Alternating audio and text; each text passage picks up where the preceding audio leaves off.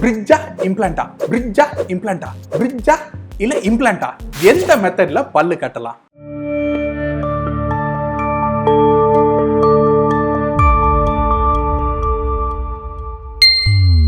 நமக்கு இல்லாத ஒரு பல்ல பிரிட்ஜ் மெத்தட்ல கட்டுறதுக்கும் இம்ப்ளான்ட் மெத்தட்ல கட்டுறதுக்கும் என்ன வித்தியாசம்?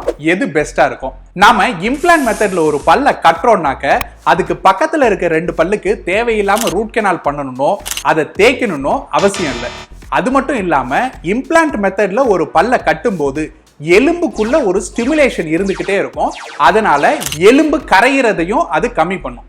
மாறா நம்ம பிரிட்ஜ் மெத்தட்ல பல்லு கட்டும்போது 2 பல்ல தேவையில்லாம தேய்க்க வேண்டியது இருக்கும். அது மட்டும் இல்லாம பல்லு இல்லாத இடத்துல எலும்புல எந்த ஸ்டிமுலேஷனும் இருக்காது. அப்படிங்கிறதுனால அந்த எலும்பு கொஞ்சம் கொஞ்சமா கரைய ஆரம்பிக்கும். இதனால தாங்க பிரிட்ஜ் கட்டி கொஞ்ச நாள் கழிச்சு பாத்தீங்கன்னா அதுக்கு அடியில போய் சாப்பாடு மாற்றுறது, அந்த பல்லுல சொத்த வர்றது போன்ற பிரச்சனைகளை உருவாக்கும். இந்த பக்கத்து பல்ல இழைக்கும் பொழுது கூச்சம் வரக்கூடாது அப்படிங்கிறதுக்காக தேவைப்பட்ட ரூட் கெனால் வரைக்கும் பண்ண வேண்டியது இருக்கும். அப்படி பண்ணின பிறகும் அடியில சாப்பாடு மாட்டி இந்த 2 பல்லுல ஏதாவது ஒண்ணுல சொத்த வந்தாலோ இல்ல அது உடைஞ்சாலோ இந்த என்டையர் பிரிட்ஜ் மொத்தமா வேஸ்டா போயிடும். இந்த மாதிரி சினாரியோ வருதுனாக்க உங்களுக்கு இப்ப எடுத்த 2 பல்ல தவிர இன்னும் 2 பல்லுல இருந்து சப்போர்ட் எடுக்க வேண்டியது இருக்கும்.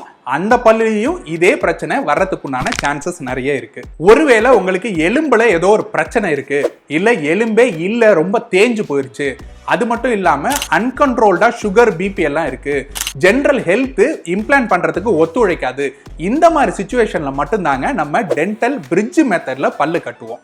அதை தவிர மற்ற எல்லாருக்குமே இம்ப்ளான்ட் மெத்தட் தான் பெஸ்ட் மெத்தட். உங்களோட கண்டிஷனுக்கு டென்டல் இம்ப்ளான்ட் முறையில பல்லு கட்ட முடியுமா முடியாதா அப்படின்னு தெரிஞ்சுக்கணும்னு விரும்புறீங்களா?